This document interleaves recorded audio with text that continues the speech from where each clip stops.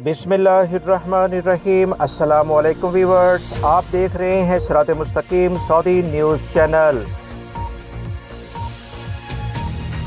Saudi अरब में मौजूद बहुत सारे गैर मुल्की भाई और इनकी फैमिली जो पाकिस्तान, इंडिया, बांग्लादेश में मौजूद हैं, विज़िट वीज़े से मुतल्लिका काफ़ी ज़्यादा मुसलसल सवालात कर रहे हैं कि मल्टीपल एंट्री वीज़ा तो अभी इस वक्त नहीं मिल रहा, क्या सिंगल एंट्री वीज़ा हम ले सकते हैं और इसमें कोई एक्सटेंशन हो सकती है। तो इस बारे में दोस्तों कुछ दिन पहले मैंने अहम तरीन इतलात आप तमाम भाइयों से शेयर की थी कि मल्टीपल एंट्री वीज़ा इसलिए बंद हुआ है ताकि हज के लिहाज से सऊदी हुकूमत जो एहतियाती तदाबीर इख्तियार कर रही है उसमें मज़ीद बेहतरी लाई जा सके।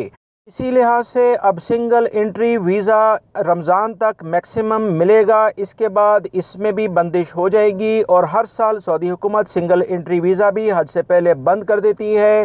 गैर मुल्की भाइयों को ये पता होना चाहिए कि अभी जो सिंगल एंट्री वीज़ा जारी किया जा रहा है उसमें कोई मज़ीद इजाफ़ा एक माह के लिहाज से नहीं होगा। उसकी फ़ीस 100 रियाल के करीब होती है क्योंकि इस वक्त हज बहुत करीब आ गया है।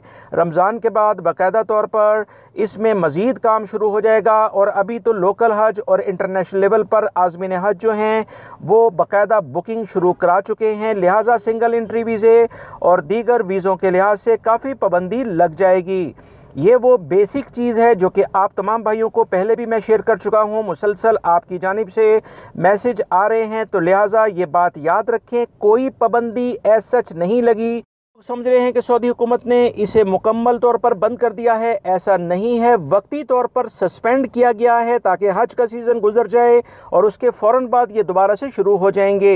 सिंगल एंट्री अभी बगैर एक्सटेंशन के दस्तयाब है, वो भी मैक्सिमम रमज़ान तक, उसके बाद ये भी बंद हो जाएगा, तो रमज़ान के बाद दोबारा खोला जाएगा। गैर मुल्की भाइयों के लिए ये कुछ अहम इतलात थी ताकि आप फैमिली को मुतमईन कर सकें। वीडियो लाइक करके शेयर भी कीजिएगा। अस्सलामु अलैकुम।